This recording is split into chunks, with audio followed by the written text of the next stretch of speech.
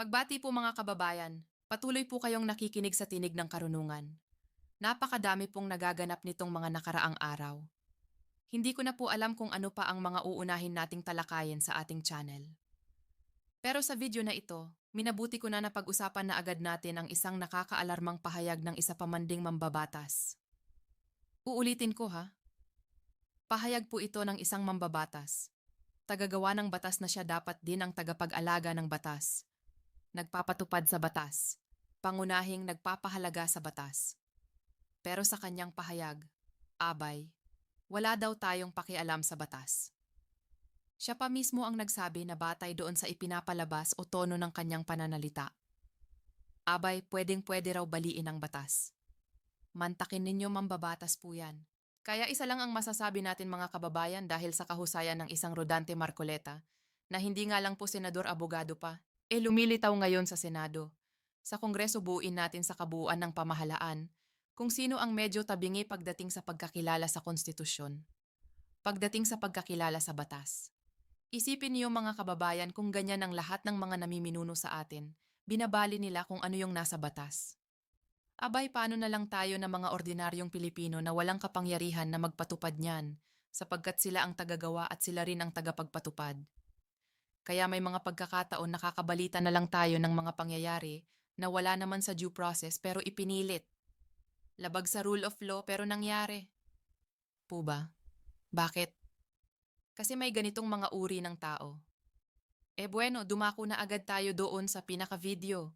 Pakinggan na agad natin yung mga pahayag ng magkapatid na Tulfo. At mamaya ay pag-uusapan din natin yung naging pahaging na naman ni Montulfo kay Senator Rodante Marcoleta. Isama na natin yung Montulfo na yon kasi ako'y awang-awa na doon eh. Nagpapapansin na lang eh. Kahit man lang tayo mapansin natin para hindi naman sayang yung pagpapagal niya sa kahaba-haba ng kanyang post po ba eh. Bueno, dito muna tayo sa magkapatid na Tulfo sa Senado. Opo ay tagpo na kung saan ay kakatapos lang magsagutan ni Secretary Remulla, pati ni Senator Rodante Marcoleta, dalawang abogado na nagdebate tungkol sa batas si Remula nga. Kasi ipinipilit niya na kahit wala daw sa batas dapat daw ibalik ng mga diskaya yung perang ninakaw bago sila mabigyan ng proteksyon. Ito namang si Senator Rodante Marcoleta, stick siya doon sa batas na kailangan talagang ipatupad natin yung nasa batas. Pag wala sa batas yung tinatawag na pagbabalik ng pera yung kondisyon, huwag mong ipilit. Ngayon, pagkatapos ng sagutan na yon, o nakumintrada na yung dalawang magkapatid na Tulfo, pakinggan nyo mabuti. Makikita nyo po sa screen. Panoorin natin ng sabay-sabay. Yeah. Mr. Chair to Secretary Mulia, wala nga talaga sa batas yung magsol muna ng pera para ikaw ay mapasok sa WP. Okay. Pero kung pagbabasihan natin yung kagusto ng taong bayan, ang gagalitin galit ng taong bayan, na gusto nilang magpakita inong goodwill yung accused bago siya mapunta sa WP, siguro mas maganda kung sundin natin yung kagustuhan ng taong bayan. Right? Nako. O dito sa pahayag ng naunang tulpo si Senator Raffy, siya ay isang ayon. Sabi niya kay Remulla, wala naman po talaga sa batas na kailangan na magbalik ng pera, pero dahil sa yun ang kagustuhan ng taong bayan, kailangan yun ang sundin natin. Sure ka ba na yun talaga ang gusto ng taong bayan? Alam mo po ba, Senator Raffy Tulfo, kung ano talaga ang gusto ng taong bayan? Panagutin ninyo yung pinakamalaking tao na sangkot sa flood control projects anomaly. Panagutin ninyo yung mastermind. Nakatagal-tagal na dito sa social media kinalat na yung pangalan ng nasabing malaking tao na yan. Bakit hindi nyo yun ang dinggin ninyo? Kung talagang kayo ay naninindigan na dapat makinig kayo sa taong bayan, o bakit kayo nagiging selective? Saan mo naman narinig na gusto rin ng taong bayan? O sige, pabalikin muna ng pera ang mga diskaya bago bigyan ng witness protection.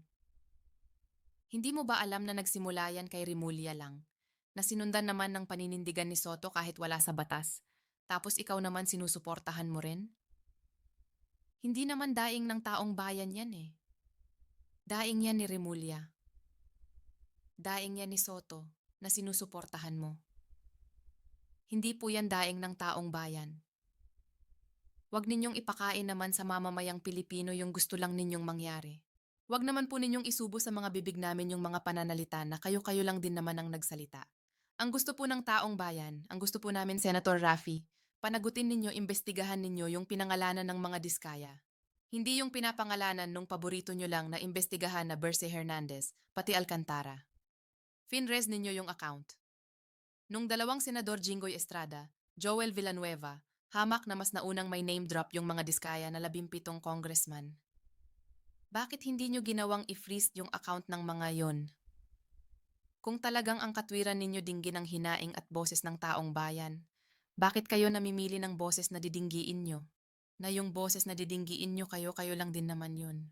O sabihin na nating may taong bayan din na bumuboses ng ganun pabalikin ng pera ang mga diskaya bago bigyan ng proteksyon.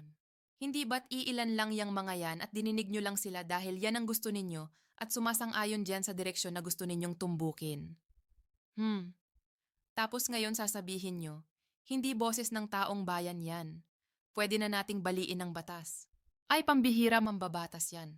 O pakinggan natin yung isa pa niyang kapatid, Senator Erwin. Opo. Thank you, Mr. Chair. Mr. Chair, also I would like to manifest that. Hindi ko alam kung nakikinig ho tayong lahat yan yung sigaw ng taong bayan na libubo sa People Power Monument sa Luneta. Naku, sa Luneta lang. Bakit? Yung libu-libong tao ba na yon, Senator Erwin? Yun lang ba ang bumubuo sa Pilipinas? Kung ang sabihin ko po sa inyo sa mga kasamahan nyo dyan sa Senado, Senator Erwin, kung sabihin po namin sa inyo yung inihaharap mo na sinasabi mong boses ng taong bayan sa Luneta na libu-libo, bakit hindi po pinakinggan ng mga kasamahan nyo dyan sa gobyerno? Yung milyon-milyong yung boses na dumaing noong Enero 13 sa taon ding ito na ang daing namin noon kapayapaan. Huwag bangayan pagkakaisa, huwag pamumulitika. Unahin ang bayan. Huwag ang sarili ninyong kapakanan. Kung talagang yan ang katuwiran ng gobyerno natin, bakit yung boses lang sa Luneta ang pinakikinggan ninyo nyo? Bakit hindi ninyo dinirinig o dininig yung boses ng mga nasa Quirino noong Enero 13 at nasa iba't ibang panig pa ng Pilipinas? Isinagawa din sabay-sabay yon. Ba't hindi ninyo dininig yon? Kung talagang dumidinig kayo sa boses ng taong bayan, milyon-milyon po ang noong Enero at 13 nakusap. Tama na ba ngayon? At hanggang ngayon yan pa rin ang boses ng milyon-milyong Pilipino. Ba't hindi nyo tigilan yung pamumulitika? Bakit? Dahil ba yung boses na pinakikinggan ninyo ay yun lang din yung boses na sumasang-ayon sa gusto nyo? Ay hindi taong bayan ang pinakikinggan ninyo. Hindi po taong bayan ng Pilipinas. Kalipunan lang ng mga tao ang tawag doon. Pero hindi yun yung kabuuan ng taong bayan. Kalipunan lang sila. Bahagi lang sila. Tapos ipapamukha nyo sa amin na yun ang gusto namin. Lahat kami mali. Or pagkatapos niyan, wala na siyang binanggit na lugar pa. Luneta lang ang pinakikinggan niya. Samantalang nung rally nung Setyembre 21, iba-ibang dako sa Kamnilaan yon. Meron pa sa Cebu yon, meron pa sa Davao yon, at sa iba't ibang panig ng Pilipinas. Bakit sa Luneta ka lang nakinig? Bakit? Doon ka lang ba senador sa mga taong nasa Luneta? Tuloy! Hindi lang po ang pagnanakaw. They were also shouting. Ibalik yung pera nila. And I believe the Secretary of Justice heard that. And I believe Balacanang heard that. Kaya nga po dito po sa mga kontraktor, mga opisyal, isuli ninyo ang pera ng taong bayan. Hindi po batas ang pinag-uusapan. Wala ho tayong pakialam sa batas. Sometimes you have to bend the law to be able to please the people. Mas mataas po ang taong bayan sa batas. Am I right, Secretary Remulla? Yes, sir. Sabi ng abogado. Yes, sir. Ngik boying abogado ka. Sasabihin mo yes, sir, ha? Yung kausap mo, hindi abogado yan kung hindi ako nagkakamali. Hindi abogado yan si Senator Erwin. Tapos ikaw na abogado. Yay, yes, sir. Yes, sir ka. Aba, narinig mo ba yung sinabi bago ka nag-yes, sir? Ha? Mas mataas daw ang taong bayan kaya sa batas. Totoo ba yon? Fact check. Oh, 1987 Philippine Constitution. Mga kababayan, itala ninyo Article 3 Section 1. Tatagalugin ko na para naman maunawaan ng karamihan sa atin. Baka sakaling nakikinig din yung nasabing senador. O ulitin ko. Article 3 Section 1 of 1987 Philippine Constitution. Walang sino man ang maaaring alisin ng kanyang buhay, kalayaan o ari-arian nang hindi dumadaan sa tamang proseso ng batas at walang sino man ang dapat pagkaitan ng pantay na proteksyon ng mga batas. Alam po ninyo nakalakit diyan, Senator Erwin. Walang tao ang nakatataas sa batas. Kung panonoorin po ninyo yung pelikulang General Luna, ang sabi doon nung gumanap ng General Luna, walang nakaaangat sa batas maski presidente. Lahat pantay-pantay, mayaman man o mahirap, makapangyarihan man o ordinaryo. Saklaw din po ng batas na yan ang tamang proseso ng batas o due process. Anong ibig sabihin yan? Hindi pwedeng basta-bastang hulihin, parusahan o agawan ng pag-aari ang isang tao kung walang tamang dahilan at legal na proseso. Dito papasok ngayon yung tanong ni Senator Rodante Marcoleta na kung talagang nasa batas yung pagsasaoli ng pera bago malagay sa witness protection. Magkano ang isa sa uli? Bakit niya natanong yon? Kasi kung magsasauli na dapat alam na kung magkano ang isasa. Pag nalaman na yung presyo o halaga ng isasauli sa makatuwid, dumaan na sa proseso. Yun na imbestigahan na nalna. At nung naimbestigahan doon na nakita, ito yung dapat ibalik niyan sa makatuwid.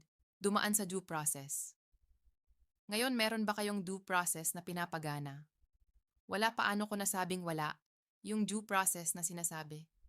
Yun po yung tamang proseso ng batas Yung pinapagana po ninyo wala nga sa batas yun Yun ngang legisal immunity na pinipilit ng Senate President na ibigay sa witness. Wala rin sa batas yun. Tradisyon lang daw po yun. Practice lang din daw po yun sa makatuwid. Pasok ba sa due process? Hindi, dahil wala po sa batas. Siguro sa proseso ninyo pasok yun Sa proseso nyo yun. Huwag nyo kaming idamay dyan. Pagka kinesyon ng Korte Supremo yan o huwag nyo kaming idadamay. Proseso nyo yan. Kayo mananagot dyan, Mister.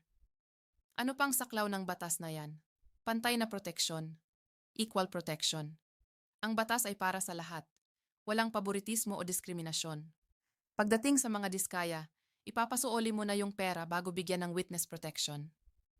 Pagdating sa Barcy Hernandez sa Alcantara, yung mga sinabi nila, yung mga isiniwalat nila, pinangalanan nila, freeze agad yung account. Kamusta yung mga pinangalanan ng mga diskaya? May paboritismo mga kababayan o wala? Mayon. Tapos ngayon ang sisisihin nyo ang pinagtatanggol o si Senator Marcoleta pinagtatanggol yung mga diskaya. Kung nasa karapatan nila yun abogado si Marcoleta. Palibasa kayo.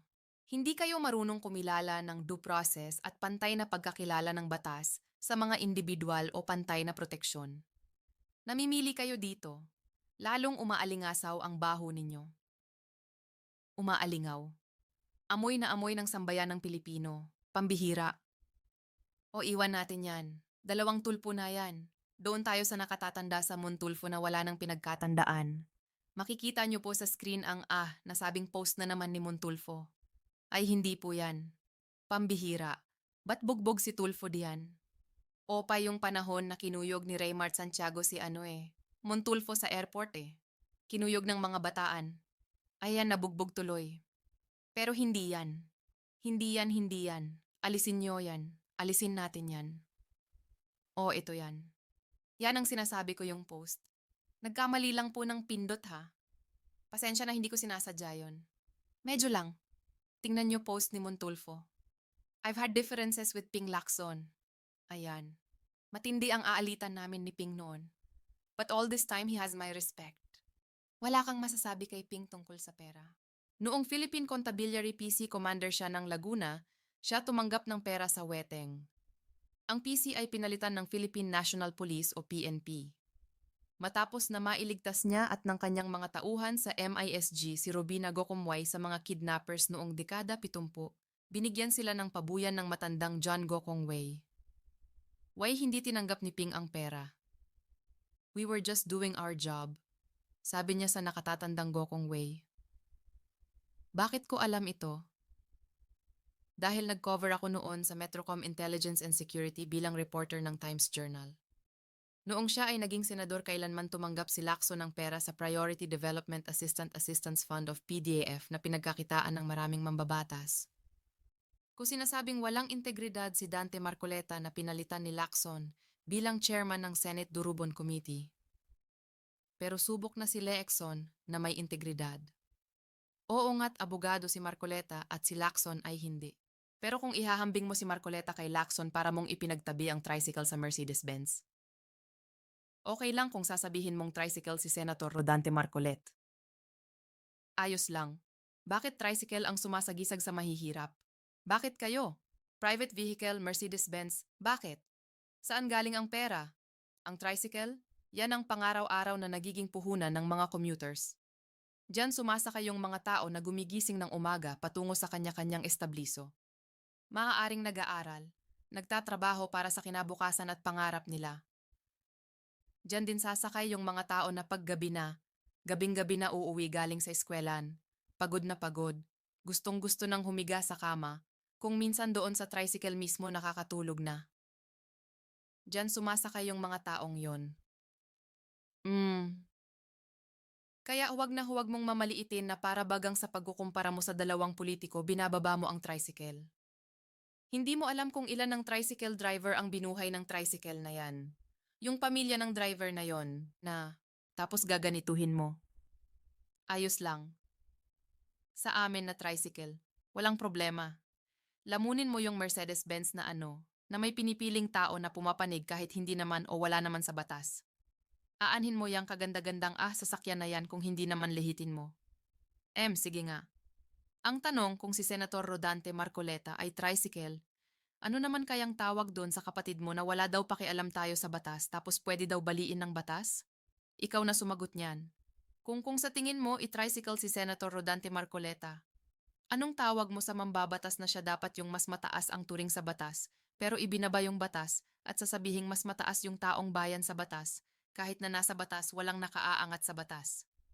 Bakit yung kapatid mo batas? Para ibaba yung uri ng batas. Aba sigasigigaan pa rin. Aba mahirap yan. O tignan mo tuloy ngayong nangyayari sa kapatid mo, naging asentro ng katatawanan ngayon. Alam nyo ito mga kababayan, ayoko na sanang isama pa ito. Kaso ang kukulit ng mga nanonood sa atin. Pinagsesend sa akin ito eh. O tignan ninyo the law bender. O sunod bend the law. Ayan mga larawan no.